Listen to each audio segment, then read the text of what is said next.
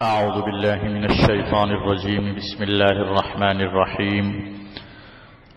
وقالت اليهود يد الله مغلولة غلت أيديهم ولعنوا بما قالوا بل يداه مبسوطتان ينفق كيف يشاء وليزيدن كثيرا منهم ما أنزل إليك من ربك طغيانا وكفرا وألقينا بينهم العداوة والبغضاء إلى يوم القيامة كلما أوقدوا نارا للحرب أطفأها الله ويسعون في الأرض فسادا والله لا يحب المفسدين.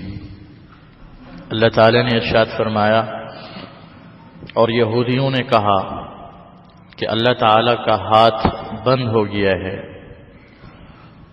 بند ہوئے ان کے ہاتھ اور ان پر لعنت کی گئی ان کے اس قول کی وجہ سے، بلکہ اللہ تعالی کے ہاتھ کھلے ہوئے ہیں، وہ خرچ کرتا ہے جیسے وہ چاہتا ہے، اور آپ کے پروردگار کی طرف سے جو آپ پر نازل کیا گیا وہ ان میں سے بہت ساروں کو سرکشی اور کفر کے زیادہ ہونے کا سبب بن جائے گا، اور ہم نے ڈال دی ان کے درمیان دشمنی اور بغض قیامت کے دن تک.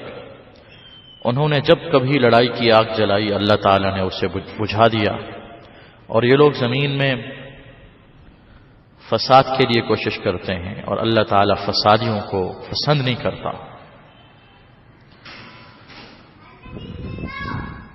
حضرت عبداللہ ابن عباس فرماتے ہیں اللہ تعالیٰ نے یہودیوں کو بہت مال دیا تھا. جب انہوں نے اللہ تعالیٰ اور آپ صلی اللہ علیہ وسلم کی نافرمانی کی تو اللہ تعالیٰ نے ان کے مال کو روک دیا. پہلے مقدار بہت زیادہ ہوتی تھی، پیداوار بہت زیادہ ہوتی تھی، تو وہ مقدار کم ہو گئی، مال کم ہو گیا، آمدن کم ہو گئی. تو ایک یہودی تھا، اس کا نام تھا فخاس. اس نے یہ بات کی کہ اللہ تعالیٰ کا ہاتھ خرچ کرنے سے بند ہو گیا ہے. کہا تو ایک ہی شخص نے تھا، لیکن دوسرے یہودیوں نے اسے اس بات سے روکا نہیں، سب نے اس کی اس بات کو پسند کیا. تو گویا سب ہی اس بات میں شریک ہو گئے، اس لیے اللہ نے سب کو شامل کر دیا کہ سب یہودیوں نے گویا یہ بات کی ہے کہ اللہ کے ہاتھ بند ہو گئے. اللہ تعالیٰ نے فرمایا تمہارے ہاتھ بند ہوئے ہیں، تم خیرات نہیں کرتے، صدقہ نہیں کرتے، اور تم پر تمہاری اس بات کی وجہ سے اللہ کی لعنت ہے. اللہ کے ہاتھ کھلے ہوئے ہیں، اللہ جس پر چاہتا ہے خرچ کرتا ہے، تمہارے چاہنے سے خرچ نہیں کرتا.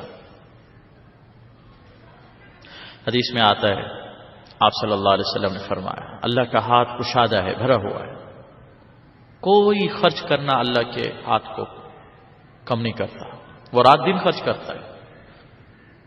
تم ہی بتاؤ اس نے کتنا خرچ کر دیا جب سے آسمان و زمین کو پیدا فرمایا. فرمایا جو کچھ اللہ کے ہاتھ میں تھا اس میں سے ذرا بھی کم نہیں ہوا، اور اللہ کا عرش پانی پر تھا. خرچ کرنے سے اللہ کے مال میں کوئی کمی نہیں ہوتی، اس لیے کہ کمی ہے ہی نہیں اللہ کی ذات میں، اللہ کی صفات میں، اللہ کی قدرت میں، اللہ کے مال میں.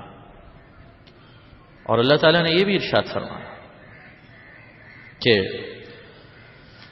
قرآن کریم کا نزول ان لوگوں کے لیے کفر سرکشی کو بڑھا رہا ہے.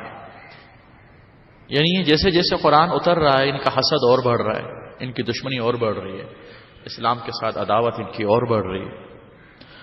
اور اللہ نے فرمایا ہم نے قیامت تک ان کے دلوں میں آپس میں بغض اور دشمنی اور چیزیں ڈال دی، یہ لڑتے رہیں گے.